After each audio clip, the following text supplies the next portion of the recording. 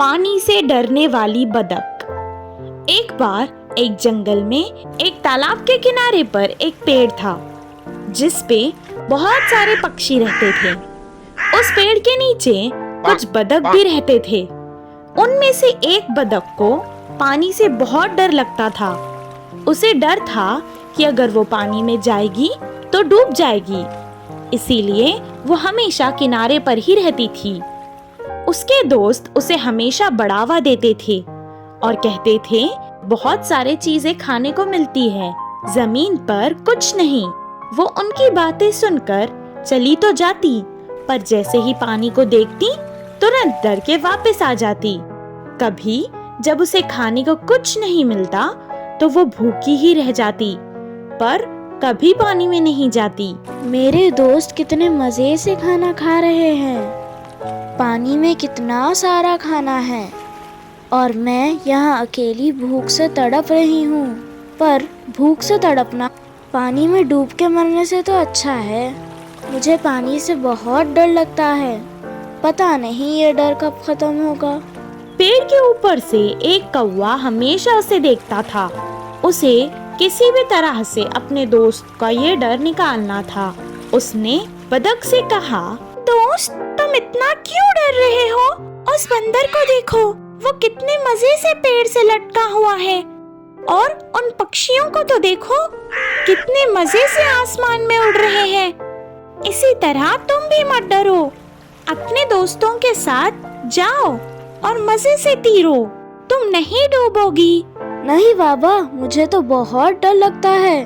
तुम कुछ भी कह लो, मुझे पता है अगर मैं पानी में जाऊंगी तो डूब जाऊंगी। उसे समझ आ गया था कि उसे समझाना फिजूल है, इसीलिए उसने एक उपाय सोचा। ठीक है, अगर तुम नहीं जाना चाहती तो तुम्हारी मर्जी। कल हम सारे मित्र जंगल देखने जा रहे हैं, तुम मेरे साथ चलोगी? हमेशा एक ही जगह रहने वाली बतख को जब सारा जंगल देखने का मौका मिला तो उसने तुरंत हाँ कह दी। अगले दिन कौवे ने उसे एक जाली पर बिठाया और उड़ते हुए तालाब से ऊपर से चले गए। वो आसमान में उड़ते हुए जंगल को देखकर बहुत खुश हुई और सब भूल गई। तालाब के बीच आकर अचानक कौवे ने उसे छोड़ दिया और वो नीचे पानी में गिर गई। कुछ देर वो डरने लगी कि वो पानी में डूब जाएगी और बचाओ बचाओ चीखने लगी, पर जब किसी ने उसकी मदद नहीं की तो वो खुद ही धीरे धीरे तैरने लगी।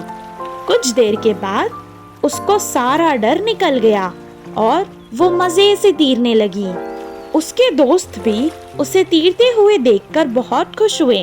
कुछ देर बाद वो किनारे पर आई और अपने दोस्त कौवे से धन्यवाद कहने लगी। इस कहानी से हमें ये शिक्षा मिलती है कि हमारा डर ही हमें आगे बढ़ने नहीं देता। भेड़िए को सबक सिखाने वाला बकरी। एक जंगल में एक भेड़िया था। वह बहुत ही चालाक था। कोई भी छोटा जानवर दिखा तो उसे नहीं छोड़ता था। अगर कोई अपनी बुद्धि का प्रयोग करने की कोशिश किया तो ये उससे भी बड़ी चाल चलकर मार के खा जाता था। उसी जंगल में एक छोटे से घर में बकरी अपने तीनों बच्चों के साथ रहती थी। उन सब के घास चरने बाहर आने वाले बकरी और उसके बच्चों को देखते ही उसके मुंह में पानी आ जाते थे। अरे बकरी के बच्चे तो बहुत नरम नरम है रे। माँ बकरी के बिना अकेले किसी न किसी दिन तो दिखेंगे ना, तब देख लूंगा इन्हें करके सोचता था। उन बकरी के बच्चों को खाने की अक्सर भेड़िया कोशिश करता था, लेकिन हमेशा माँ बकरी के साथ होने से वह कुछ भी नहीं कर पाता था। एक दिन माँ बकरी को काम से बाहर जाना पड़ा। फिर माँ बकरी ने जाते जाते कहा, बच्चों ध्यान से सुनो, मेरे अलावा कोई भी आए तो दरवाजा मत खोलना। बोलते हुए कुछ सावधानियां बरतने को बताकर चली गई। ये सब कुछ छुपकर भेड़िया देख रहा था। आहा, यही अच्छा मौका है रे। माँ बकरी के लौटने से पहले ही किसी भी तरह से बकरी के बच्चों को खाना ही होगा। माँ बकरी के जाने के थोड़ी देर बाद भेड़िया बकरियों के घर जाकर बोला, मैं हूँ बच्चों, तुम्हारी माँ, दरवाजा खोलो बच्चों करके बोला। तो अंदर के बकरी के बच्चों को वह आवाज अपनी माँ की नहीं लगी। तो बच्चों ने कहा, तुम हमारी माँ नहीं हो, हमारी माँ की आवाज ऐसे नहीं होती। तब भेड़िया वहाँ से चला गया। थोड़ी देर बाद दूसरी चाल से फिर से आकर बकरी की आवाज बदलकर बोला, दरवाजा खोलो बच्चों। माँ वापस आ गई करके दरवाजे के छेद से बच्चों ने देखा तो उसके पैर काले रंग में दिखे। बच्चों ने कहा, तुम हमारी माँ नहीं हो, हमारी माँ के तो सफेद पैर होते हैं। तब भेड़िया ने सोचा, अरे क्या रे, ये तो बच्चे हैं करके सोचा तो ये मुझसे ज्यादा चालाक हो रहे हैं। अब मैं बताता हूँ इन्हें। सोचकर तेजी से जाकर पैरों को सफेद रंगवा के फिर से आया और बोला, चल चल के पैर दुख रहे हैं, दरवाजा खोलो बच्चों। इस बार गले की आवाज और पैर अपनी माँ के जैसे ही होने पर बकरी के बच्चों ने दरवाजे को खोला। तो तुरंत भेड़िया ने सामने के दो बच्चों को खाकर उधर से चला गया। थोड़ी देर बाद माँ बकरी के वापस आने तक एक बच्ची ही कांपती हुई रोती दिखी।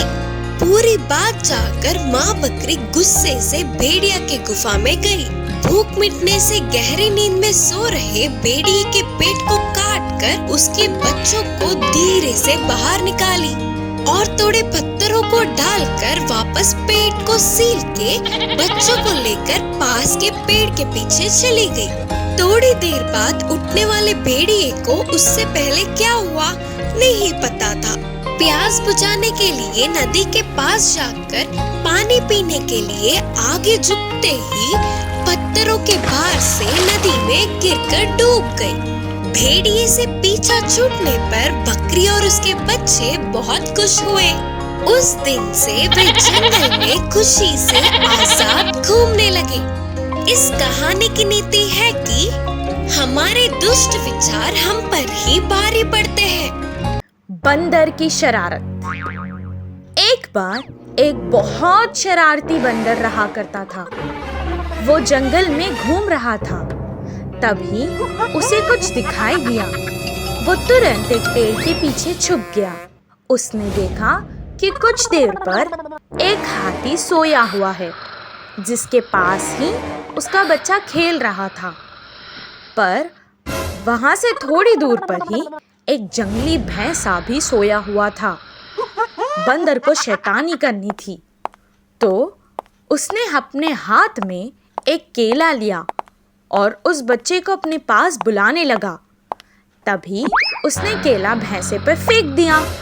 बेचारा हाथी का बच्चा भैंसे को खतरे का ना समझकर उससे जाकर टकरा गया, तो उसने उस बच्चे को सींगों से मार दिया। बच्चा जोर जोर से रोने लगा, जिसे सुनकर उसकी माँ भी वहां पहुंच गई। वो उसके पास गुस्से से आने लगी, जिसे देखकर बंदर बहुत खुश हुआ। उन दोनों के बीच लड़ाई छिड़ गई।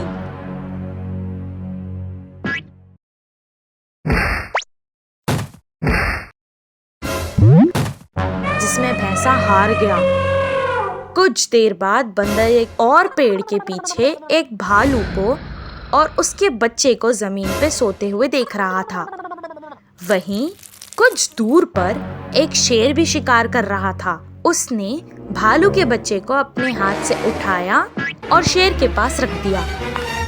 पेड़ के पीछे छुपकर उसने भालू पर पत्थर मार दिया, जिससे वो उड़ गया। वो अपने बच्चे को ढूंढते हुए शेर के पास आ गई और गुस्से से उसकी ओर जाने लगी, जिसे देखकर बंदर बहुत खुश हुआ। बच्चे को शेर से बचाने के लिए वो उस पे हमला करने लगी।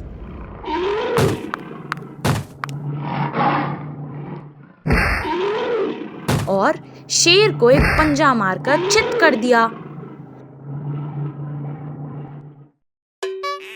कुछ देर बाद फिर एक पेड़ के पीछे से बंदर एक अंडे को देखने लगा। वो तुरंत उसके पास आया और खुशी से हंसने लगा। कुछ दूर एक मगरमच्छ सो रहा था। वो जल्दी से अंडे को लेकर मगरमच्छ के पास पहुंच गया। वो चुपचाप अंडे को रखकर जाने लगा। तभी वहां सारे जानवर आ गए और उसे सबक सिखाने के लिए वो जोर जोर से आवाजें करने लगे। तभी वहां से एक बड़ी चील आई और उसे अपने पंजों में पकड़कर उड़ गई। उसकी जान बच गई। इस कहानी से हमें ये शिक्षा मिलती है कि अपनी शरारत के लिए दूसरों की जान जोखिम में डालना बहुत बुरी बात है। डायनासोर का पुतला। एक बार एक जंगल में नदी के किनारे एक गोरिल्ला बैठा हुआ था। जैसे ही वो अपने घर जाने लगा, एक डायनासोर गोरिल्ला को जोर से धक्का दिया। वो गिर गया। गोरिल्ला जब उठ नहीं पा रहा था तो डायनासोर उसे देखकर हंसने लगा। गोरिल्ला उदास होकर वहां से चला गया। डायनासोर बहुत खुश हुआ और घमंड से आगे चला गया। कुछ देर बाद गोरिल्ला फिर से बैठकर यहाँ वहां देखने लगा। तभी उसे अचानक कुछ अनानास दिखाई दिए। वो तुरंत उनके पास जाने लगा। तभी डायनासोर ने उसे देखा और वो हंसने लगा। उसने उसे अपनी पूंछ से मारकर गिरा दिया। बेचारा गोरिल्ला फिर से उदास होकर अपने घर जाने लगा। तभी उसे अचानक कुछ अंडे दिखाई दिए। अंडों के आसपास उसे सूटकेस दिखाई दिया। वो उसके पास गया और उसे खोलने लगा। जब उसने सूटकेस खोला तो उसमें एक डायनासोर का पुतला दिखा। वो उसे लेकर चला गया। कुछ देर बाद वो एक जगह बैठकर सोचने लगा। तभी वहां डायनासोर आ गया। गोरिल्ला उस पुतले को अपने हाथों से उछालकर खेल रहा था और दूसरी तरफ गोरिल्ला भी उछल रहा था। ये सब गोरिल्ला देखने लगा और उसे समझ आ गया। डायनासोर जब उसकी ओर आने लगा तो गोरिल्ला ने अपने हाथ में सुई ली और उस पुतले को चुबाने लगा, जिससे डायनासोर को भी दर्द हो रहा था। और गोरिल्ला जब उस पुतले को मार रहा था तब डायनासोर को भी दर्द हो रहा था।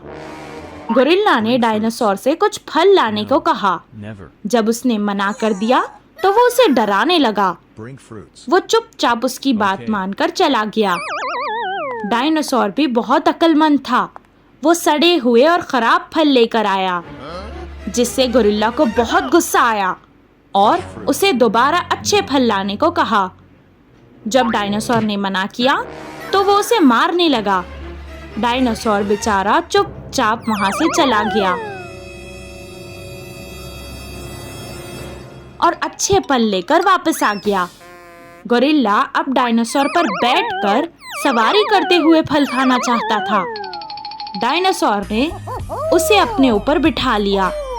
वो फल खाकर छिलके जमीन पर फेंकने लगा। कुछ देर बाद उसने डायनासोर को जल्दी जाने के लिए कहा। जल्दी जल्दी चलने के कारण उसका पैर केले के छिलके पर पड़ा और वो गिर गया। गोरिल्ला भी दूर उड़कर गिर गया। उसके हाथ से वो पुतला आग में गिर गया और पिघल गया। जैसे ही वो पुतला जल गया, डायनासोर और भी शक्तिशाली हो गया। गोरिल्ला डरकर भाग गया। इस कहानी से हमें ये शिक्षा मिलती है कि अगर हमें किसी की कमजोरी का पता चले तो कभी उसका गलत इस्तेमाल नहीं करना चाहिए।